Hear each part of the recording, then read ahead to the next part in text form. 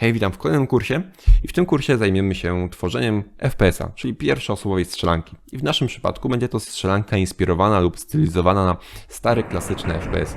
Jak ktoś mi mówi Duke Nukem, Doom czy Wolfenstein, to mi się kojarzą z tym właśnie te gry sprzed roku 2000, gdzie wszyscy przeciwnicy byli obiektami dwuwymiarowymi, byli po prostu sprite'ami płaskimi, które zawsze były obrócone w naszą stronę, w stronę gracza, żebyśmy mogli ich widzieć w całej okazałości. Tak samo było z naszą bronią. Nie trzymaliśmy trójwymiarowej broni, obiektu trójwymiarowego, tylko trzymaliśmy dwuwymiarowy sprite, który był przylepiony do naszej kamery. I tak samo zrobimy dzisiaj. I oprócz tego musimy też sobie zrobić parę założeń. Czy chcemy iść full retro, jak w Wolfenstein 3D, gdzie kamerą mogliśmy tylko obracać lewo, prawo, nie mogliśmy skakać ani nic i zawsze mieliśmy tylko jedną prędkość gracza.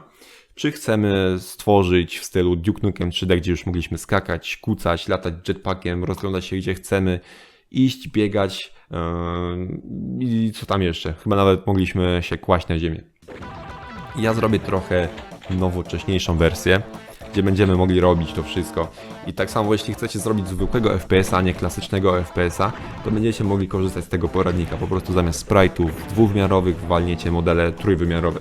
To będzie oczywiście trochę inaczej w niektórych aspektach, ale cały ogół, całe założenie będzie tak samo. Tworzenie FPS-a będzie wyglądało tak samo. I dzisiaj nie będziemy dużo robić. Po prostu sobie otworzymy Unity i stworzymy nasz projekt i stworzymy foldery, które będą nam potrzebne później.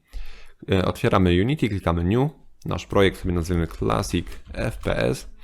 Upewnijmy się, że jest zaznaczone 3D. Żadnych dodatkowych paczek z asetami nie musimy importować. Wszystko domyślnie zostawiamy i klikamy Create Project. Jeśli macie jakieś propozycje, co byście chcieli też w tym kursie zobaczyć co do FPS-a, to piszcie w komentarzu, a na pewno w jednym z odcinków to się pojawi. Pierwszym folderem będzie na pewno Graphics. Kolejnym folderem będzie Scripts, ponieważ potrzebujemy skryptów.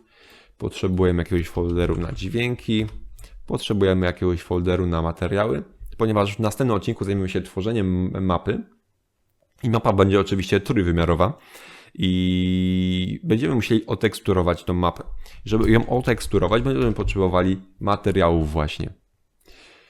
Jakie jeszcze foldery będą nam potrzebne? Będzie nam folder potrzebny z animacjami, folder ze scenami, scenes i coś jeszcze? Grafiki, materiały, sceny, skrypty, dźwięki. I to chyba wszystko. Najwyżej będziemy dodawać na bieżąco.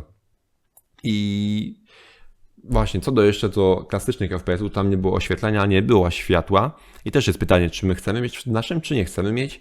U mnie będzie, żeby to jakoś ładnie wyglądało nowocześnie, żeby to było pomieszanie nowych FPS-ów ze starymi. No i to wszystko. W następnym odcinku będzie, jak mówiłem, tworzenie mapy, później będzie teksturowanie mapy, a później zajmiemy się tworzeniem naszego gracza, chodzeniem, bieganiem i tak dalej. Jeszcze raz, jeśli macie jakieś propozycje, pytania, to piszcie w komentarzu, na wszystko odpowiem i do zobaczenia. Dzięki wielkie za dzisiaj.